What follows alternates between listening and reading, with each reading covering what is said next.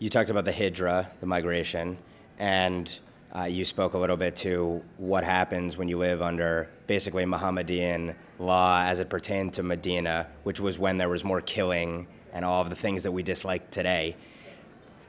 Is, in your view, the Islamization in Europe, in effect, the modern-day hijra and implementation of Medinan ideology? I think one of the tools that those who seek, Medina Muslims with an agenda who seek to Islamize, one potent tool that they use is indeed emigration or hijra, to displace, in fact, to create displacement of populations and to get Muslims to go to non-Muslim areas and settle them that way. But because they have this linear, they have a totalitarian mindset. So they think in a linear way, they don't understand complexity.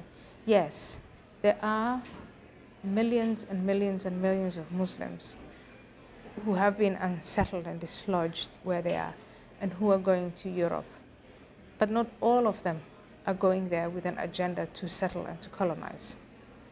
The problem is the Europeans who are the receiving societies are in a place where they're completely incapable, that's self-inflicted, completely incapable of immersing the new immigrants in the ideas of Europe, the ideas of freedom, of tolerance, of equality, plurality, religious coexistence with one another, men and women, tolerance of gays.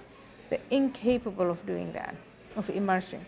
And so because the European value system, or those who have inherited that value system, are weak, those Medina Muslims, like quite explicitly, the president of Turkey, Erdogan, who is an Islamist and who's pushing for Islamization, is a force who is using immigration, hijra, as a settlement tool.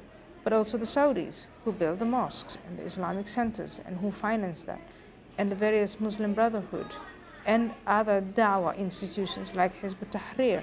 So there are non-state organizations that have set their sights on Europe, and a conglomerate of states like the Organization of Islamic Cooperation, it used to be called the Organization of Islamic Conference, they might want to change their name to the Organization of Islamic Caliphate. Who knows? These people have an agenda, and they're penetrating a continent that has no agenda. And we all know from history what that leads to.